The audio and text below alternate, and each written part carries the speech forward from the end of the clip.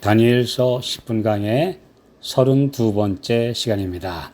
오늘은 3장의 제7강으로 극적인 반전이 일어나다 라는 주제로 말씀을 드리겠습니다. 시편 76편 10절 진실로 사람의 노는 장차 주를 찬송하게 될 것이요 그 남은 노는 주께서 금하시리이다. 풀무불 사건은 역전의 명수이신 하나님이 역사하신 놀라운 기적과 구원의 이야기입니다. 인간의 분노와 그들이 사탄의 앞잡이가 되어 하나님의 종들을 없애려는 시도는 이 죄악 세상에서 종종 일어나는 사건이며 사람의 보기에 가망이 없어 보이는 최후의 순간에 그분이 개입하시고 구원하심으로 사태가 완전히 역전되는 경우가 성경 역사이기도 합니다. 요셉이 형들의 시기로 이집트의 노예가 된 그 사실이 극적인 사건의 시발점이 된 것, 이러한 것이 바로 대표적 예입니다. 요셉은 이집트의 총리가 되어 있는 그가 보복할까 두려워 떠는 형들에게 창세기 45장 5절에 당신들이 나를 이곳에 팔았으므로 근심하지 마소서, 한탄하지 마소서. 하나님이 생명을 구원하시려고 나를 당신들 앞서 보내셨나이다 라고 말했습니다. 그 형들의 시기와 분노까지도 하나님의 뜻을 이루는 그분의 섭리의 수단으로 삼으셨다는 말입니다. 이런 사건에서 볼 수 있듯이 선과 악의 치열한 대치에서 자신도 모르게 사탄 노릇하는 사람도 있습니다.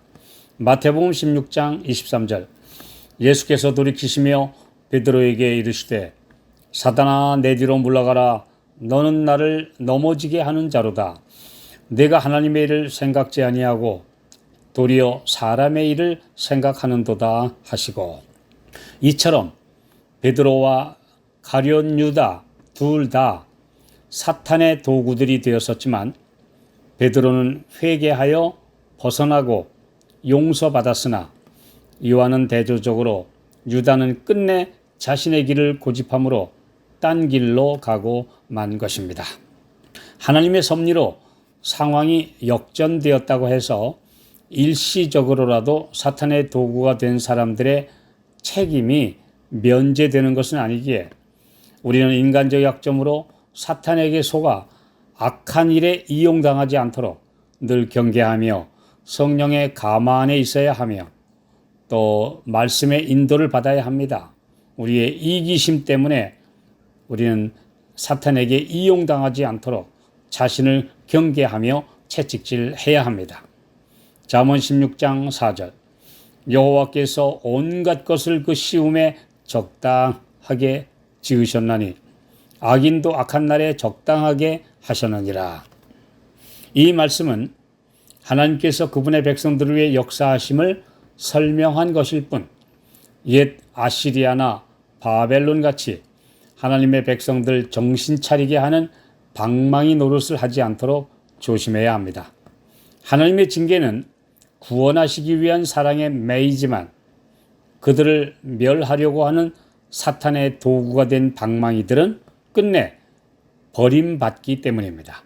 하나님께서는 당시 세계 최강대국인 아시리아와 바벨론을 그분께 순종하지 않고 타락하여 죄악의 잔을 채운 열국을 징벌하는 도구로 곧 방망이로 사용하셨습니다. 특히 BC 기원전 722년 북방 이스라엘은 아시리아에 그리고 BC 586년 남방 유다는 바벨론에게 멸망하도록 허용하셨습니다. 그들의 죄악 지수가 하나님의 오래 참으심의 한계를 넘어버렸기 때문입니다. 이사야 10장 5절 화 있을진저 아수르 사람이여 그는 나의 진노의 막대기요 그 손의 몽둥이는 나의 분한이라. 그러나 하나님께서는 그들에게 화 있을진저라고 선언하시므로 그들이 저지르는 악행을 징벌하실 것이라고 말씀하셨습니다. 나훔서에는 아시리아에 대한 심판의 경고가 기록되어 있습니다.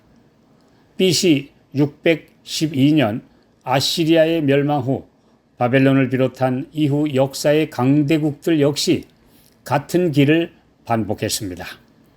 예레미야 50장 23절 온 세계의 방망이가 어찌 그리 꺾여 부서졌는고 바벨론이 어찌 그리 열방 중에 황무지가 되었는고.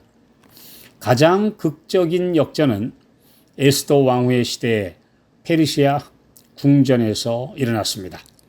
이스라엘의 원수였던 아말렉의 후예인 총리 하만의 음모에 의해 유대인을 전멸시키라는 왕의 칙령이 세계적 대제국의 온 전역에 반포되었습니다. 마지막 때에도 용이 분노하여 그 여자의 남은 자손 곧 하나님의 계명과 예수 믿음을 가진 성도들과 최후의 결전인 아마겟돈 전쟁을 치르게 될 것입니다. 하나님의 남은 백성에 대하여 최후의 공포될 법령은 아하수에로 왕이 유대인들에게 내린 법령과 매우 비슷할 것입니다. 용, 곧 사탄과 짐승으로 표상된 정치 세력과 그리고 선지자로 묘사된 타락한 그리스도교 세력이 삼각 동맹을 맺어 세계를 지배하기 위해 성도들을 박멸하려 벌이는 전쟁입니다. 하나님의 백성들 모두가 이들에게 굴복하고 짐승의 표를 받을 것인가? 아니면 하나님의 인을 맞고 그리스도와 함께 악의 세력에게 최후의 승리를 거둘 것인가 하는 최종 운명이 걸린 세계 대전에 참전하게 될 것입니다. 온 세계가 악의 세력인 다수편에 설 것이고 위협과 회유와 세속적인 이익 앞에 신념을 무너뜨리고 배교의 길을 갈 신자들이 많이 있을 것입니다. 하나님의 백성이 이렇게 배신한 가슴 아픈 이야기는 너무나 많습니다. 양심의 가책을 계속 무시하면 마음이 굳어지게 된다는 것을 기억해야 합니다.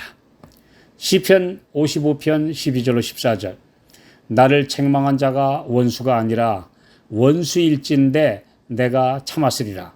나를 대하여 자기를 높이는 자가 나를 미워하는 자가 아니라 미워하는 자일진데 내가 그를 피하여 숨었으리라.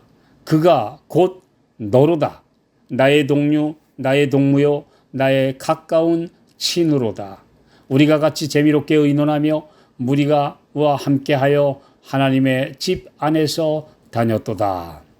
함께 한 장막에서 하나님을 경배했던 아브라함과 조카 롯의 다른 결말, 그리고 쌍둥이 형제 에서와 야곱이 간 다른 길, 그리고 그 후손들까지 철천지 원수가 된 역사는 엄숙한 기록입니다. 끝까지 원칙에 서는 성도가 될 것인지 아니면 배신자로 이전 형제들을 핍박하는 자가 될 것인지는 오늘의 삶에 달려 있습니다. 지금도 어느 경우든지 가해자나 핍박자가 되지 마시고 핍박받는 자, 억울한 피해자가 되시기 바랍니다. 하나님의 백성들은 언제나 핍박받는 편에 섰겠다는 사실을 기억하셔야 합니다. 삶과 신앙 모두에서 항상 지켜야 할 원칙은 하나님께서 억울한 자, 핍박받는 자 편에 서신다는 믿음으로 참고 견디는 것입니다. 성도로서 끝까지 인내하면 그분께서 갚아주실 것이며 역전의 복된 그날이 이를 것입니다.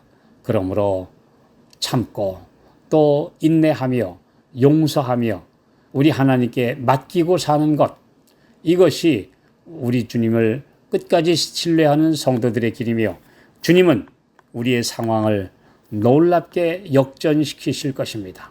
그날을 바라보며 우리 주님께 모든 것을 맡기는 삶을 살아야 합니다.